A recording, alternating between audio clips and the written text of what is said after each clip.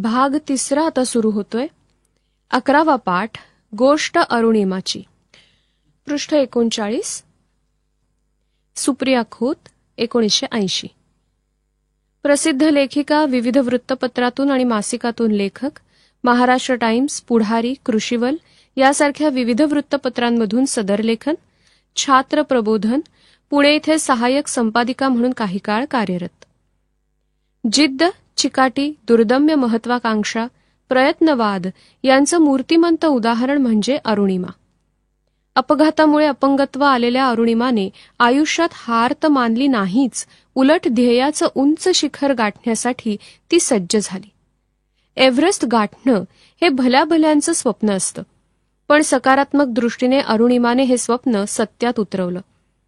या पाठात अरुणिमा स्वतःवर आलेल्या संकटात तिला गमवाव्या लागणाऱ्या पायांसाठी सहानुभूतीची अपेक्षा करताना दिसत नाही, तर प्रतिकूल परिस्थितीवर मात करून ध्येय गाठण्याचा आदर्श तुमच्यासमोर ठेवते. किंबहुना आपल्या प्रत्येकात एक जिद्दी अरुणिमा असते. तुमच्यातल्या अरुणिमेचा शोध घ्या. ध्येय साध्य करताना आलेली निष्फळता म्हणजे अपयश नव्हे, तर कमकुवत ध्येय म्हणजे अपयश. हे कायम लक्षात ठेवा, असं अरुणिमा सांगते. सुरुवातीलाच अरुणिमाचा प्रत्यक्ष फोटो आहे, एव्हरेस्टवर चढाई करण्याच्या ड्रेसमध्ये.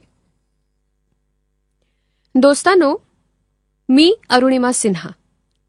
आज तुम्ही गुगलवर शोधलं तर माउंट एव्हरेस्ट सर करणारी पहिली अपंग महिला आणि माउंट एव्हरेस्ट सर करणारी पहिली अपंग भारतीय असा उल्लेख जिचा दिसतो तीच मी. पण एक सांगू, मी काही जन्मजात अपंग वगैरे नव्हते. धडधाकट असल्यापासूनची गोष्ट आज मी सांगणार आहे तुम्हाला.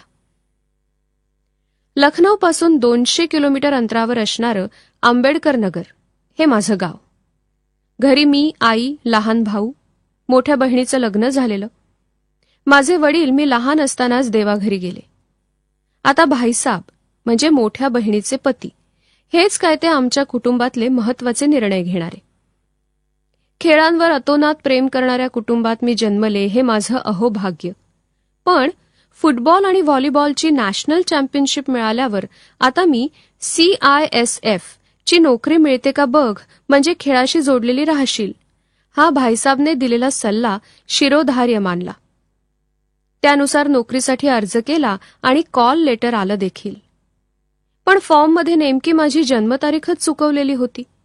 आता हा घोळ निस्तरण्यासाठी दिल्लीला जाणं भाग होतं. 11 एप्रिल 2011चा हा दिवस. लखनौ स्टेशन गर्दीने फुललेलं. पद्मावती एक्सप्रेसमध्ये कसे बसे चढत गर्दीतून मुसंडी मारत शिताफीने मी कॉर्नर सीट पटकावली. गाडीने वेग घेतला आणि माझं विचारचक्र सुरू झालं. बस, एवढं कागदपत्रांचं काम झालं की झालंच आपलं पक्क. अचानक माझं लक्ष वेधून घेतलं ते मला घेरून उभ्या असणाऱ्या तरुणांनी. त्यांचं लक्ष माझ्या गळ्यातल्या सोन्याच्या चेनवर होतं. पण मीही काही कच्च्या गुरूची चेली नव्हते. त्यांनी डाव साधण्याचा प्रयत्न करताच जेवढी होती नव्हती तेवढी ताकद एकवटून मी माझ्याजवळ येणाऱ्या प्रत्येकाला लाथाबुक्क्यांचा प्रसाद द्यायला सुरुवात केली. आश्चर्य म्हणजे त्या डब्यातला प्रत्येक जण अन्यायाविरुद्ध लढणं हे जणू पाप आहे अशा चेहऱ्याने मख्खपणे जागेवरच बसून राहिला. अखेर चोरांच्या सहनशक्तीचा अंत झाला. रात्रीच्या भयाण अंधारात माझे दोन्ही हात पाय धरून त्या नराधमांनी मला चक्क चालत्या गाडीतून बाहेर फेकून दिलं. शेजारून जाणाऱ्या एका भरधाव रेल्वेवर मी आदळले आणि तिच्या वेगामुळे आणखी जोरात 2 धावपट्ट्यांच्या मध्ये उडून पडले. अरुणिमा, रेल्वे येतेय आणि तुझे पाय ट्रॅकवरून बाजूला घे, हा अंतर्मनातला संदेश मेंदूपर्यंत पोचेतोवर खूप उशीर झाला होता. त्याआधीच एक रेल्वे माझ्या पायांवरून धडधडत निघून गेली.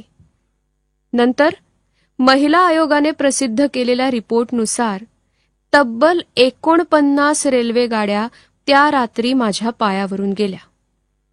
एका पायाच्या गुडघ्यापासून खालच्या हाडांचा तर चक्काचूर झालाच होता, पण दुसऱ्या पायाचीही दुरावस्था झालेली.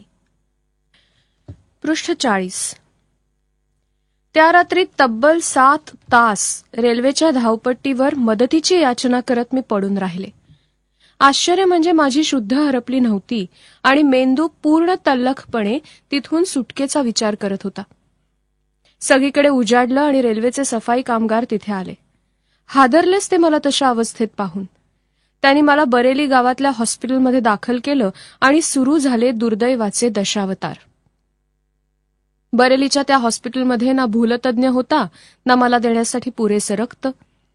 सचिंत झालेल्या डॉक्टर आणि सहकाऱ्यांना मीच धीर दिला. डॉक्टर, नाहीतरी माझ्या पायाची चाळण झालेलीच आहे. आता भूल न देताच तुम्ही तो कापलात तरी चालेल.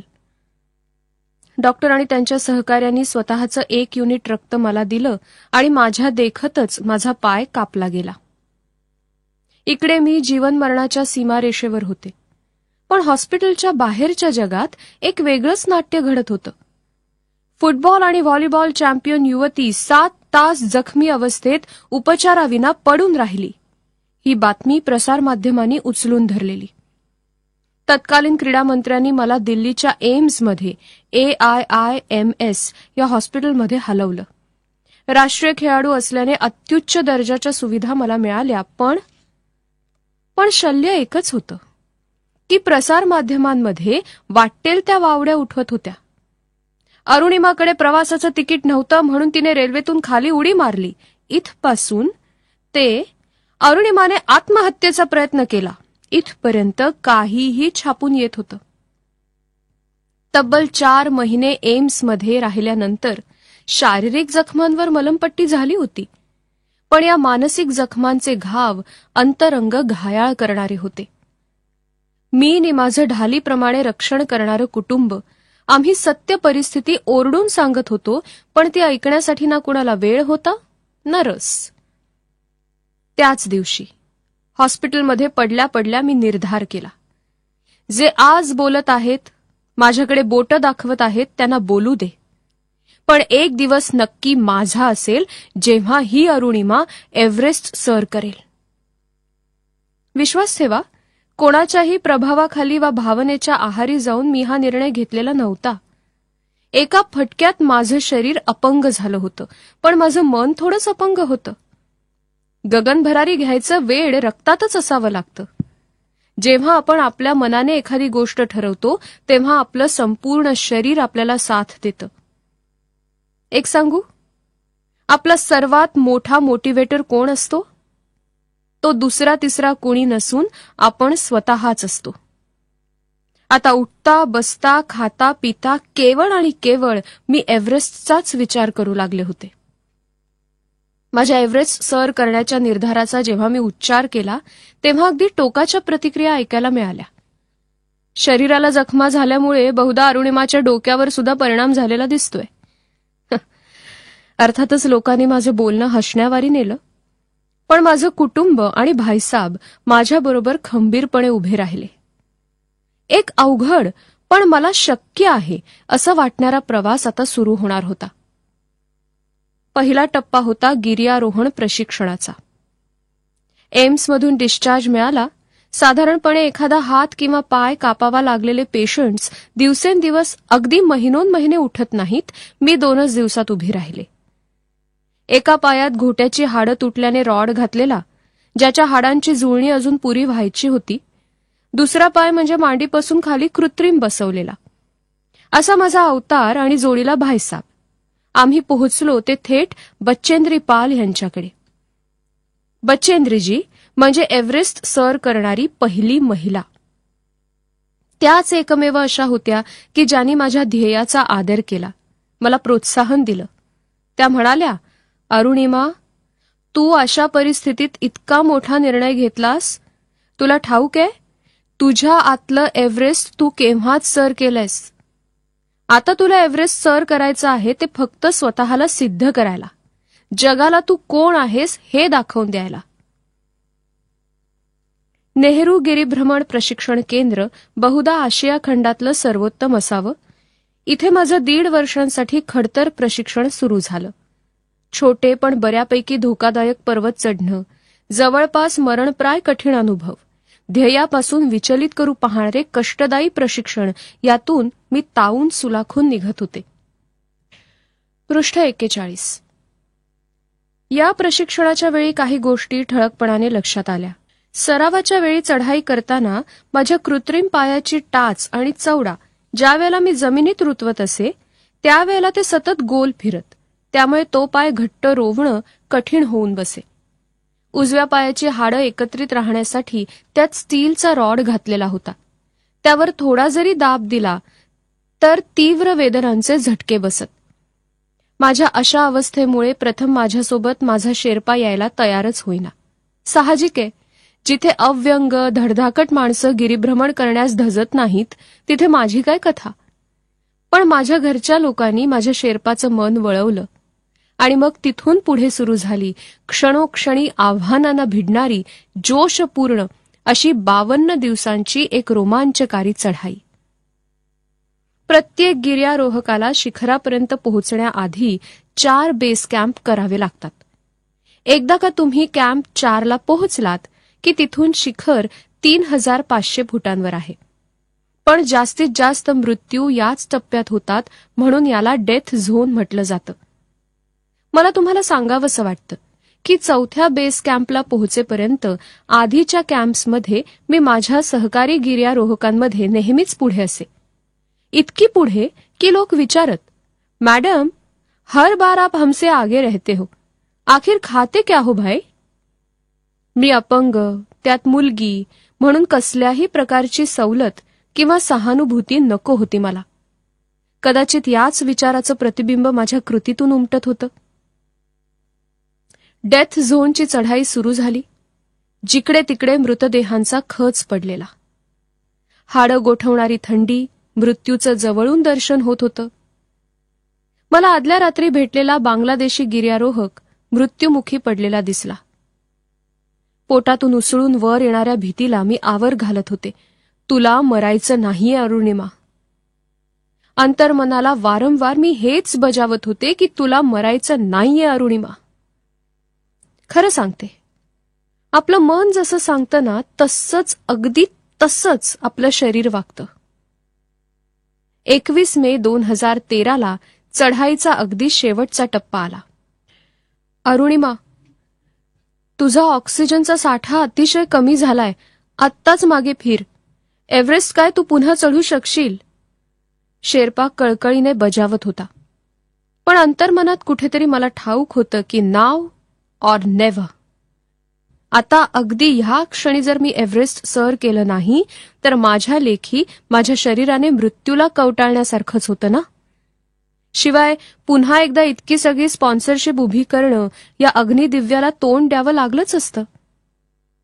अखेर मी एव्हरेस्ट शिखरावर पोहोचले. हा ऐतिहासिक क्षण कॅमेऱ्यात साठवण्याची मी शेर्पाला विनंती केली. फोटोसाठी माझा शेवटचा साठा उरलेला ऑक्सिजन मास्क मी काढला. मी अशी आणि तशी मरणारच होते, तर मग माझ्या यशाचे पुरावे असणं अत्यावश्यक होतं. फोटोनंतर शेर्पाला मी व्हिडिओ क्लिप घेण्यासाठी तयार केलं. आधीच पित्त खवळलेल्या शेर्पाने चिडत चिडत का असेना पण व्हिडिओ घेतला. अखेर मी भारताचा ध्वज एव्हरेस्टवर फडकावला. आता मी उतरू लागले होते. जेमतेम 40-50 पावलांवरच माझा ऑक्सिजन साठा संपला. एक सांगू, लक, भाग्य, किस्मत, डेस्टिनी असल्या भाकड शब्दांना मी नाही मानत. पण फॉर्च्यून फेवर्स द ब्रेवर्स यावर माझा पूर्ण विश्वास आहे. जेव्हा मी गुदमरू लागले, श्वास घेण्याचा प्रयत्न करू लागले, अगदी त्याच वेळी एका ब्रिटिश माणसाने ओझं होतं म्हणून फेकून दिलेला जास्तीचा एक ऑक्सिजन सिलेंडर आम्हाला दिसला. माझ्या शेर्पाने तो चटकन मला अडकवला.